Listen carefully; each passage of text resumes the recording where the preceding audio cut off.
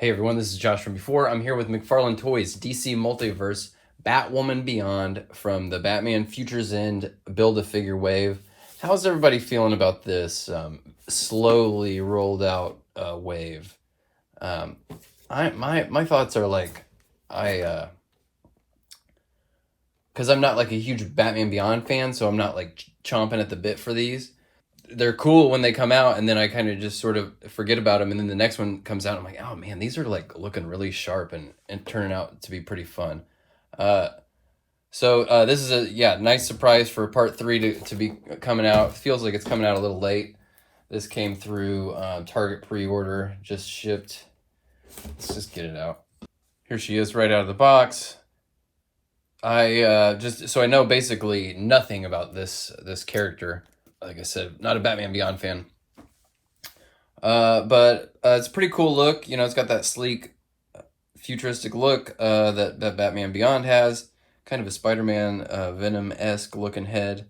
Obviously fits in very much with the design style of Batman Beyond, but has some differentiation in there to make her stand out and kind of have her own take on the design.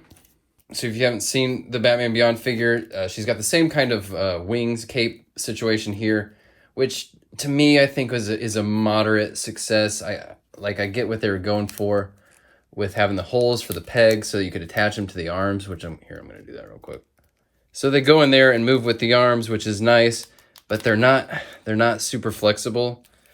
So they don't stick with the arm if you bend the elbow at all. You know, and if you were to force it, it would just kind of force the thing to have a curve to it.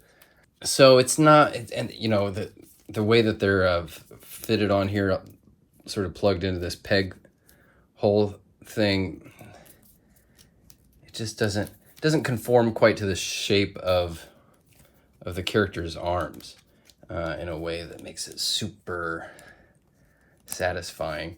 Because then the other part of it is when you don't have them plugged in, they just have holes in them.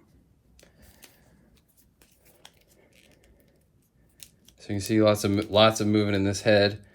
Can't quite get up because of all that hair in the back, but it looks down. So maybe with some modifications, it's got a little bit of give to it. Yeah, looking up's a little tough, but it definitely is. It wants to move. Very easy to move. Shoulders come up. They can go up a little bit past that. Obviously, it's got a bicep cut, and the armor on the shoulders just moves with the biceps.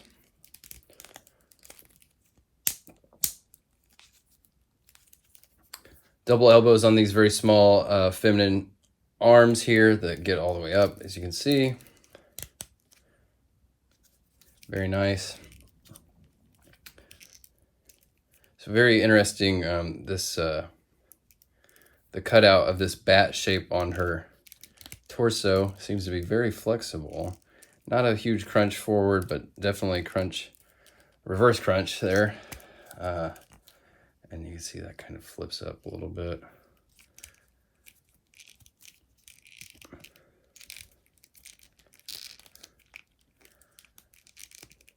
Lots of movement. I expected this torso to be kind of tight just because of that, the way that bat hangs down, but there's a lot of movement in there. A lot of movement. Pretty good movement in the legs. Yeah, I gotta say, if you're not familiar with these McFarlane toys, I just, for me, greatly prefer the way they do these, this pelvis here, with the soft piece over that covers more of the thigh gap, the leg gap, covers more than like Marvel Legends, but still has that movement. And then when they get that rotation in there up at the top of the thigh, then it's got all the same movement as having a thigh cut, basically, without having that ugly cut to detract from the sculpt. That's just how I come down on him. Or that just, you know, the way my sort of taste works out. But great double knees. Interesting approach here with this soft material here over the lower legs. Kind of fits more like a fabric cuff than the sleek futuristic costume. It looks sharp. It looks just gives it a little bit of differentiation from just Batman Beyond's super streamlined sort of sculpt. And great movement in this. Really nice. Might be the most successful female figure they've done so far, just as far as the quality of the movement.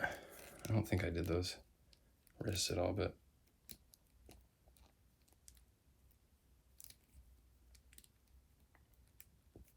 pretty nice. I mean, when the ball joints work as well as this does, I can't complain about how they look. And these are tucked back fairly well. Looks good. She's got 2 accessory hands, gun hands, if you will.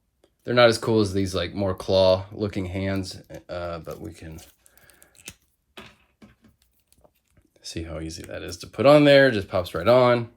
And she's got 2 of these futuristic batarangs, which you may have already seen before, depending on which version of Batman Beyond you picked up. But these fit. These can fit in this in either hand in kind of interesting ways. See, she can hold those in the claw hand or in that gun hand.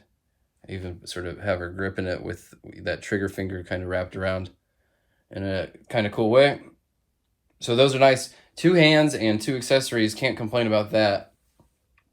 And then she also has these Jokerbot Build-A-Figure legs, which I'm not going to be opening on this one.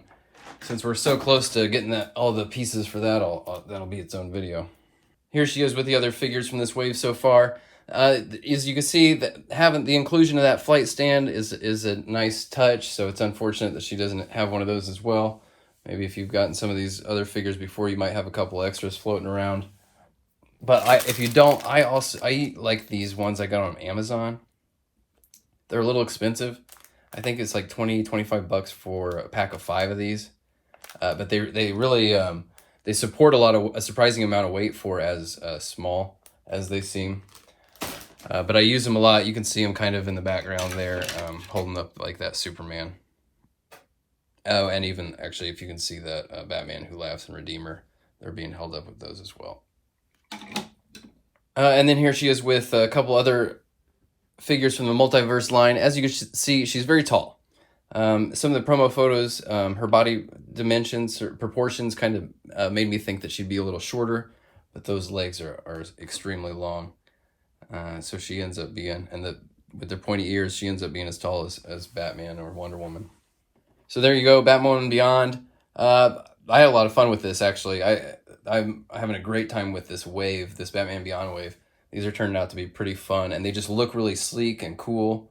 I think it's a fun blend of the sleek animated style with a little bit more details and dimension, kind of based on some of the comic designs. I think these are really shaping up to be pretty sharp, in my opinion.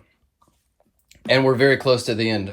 Blight will be the last one. I'm looking forward to having him and finishing that Jokerbot Build-A-Fig. Anyway, guys, that's it for this one. I'll see you on the next one. Thanks for watching. Bye.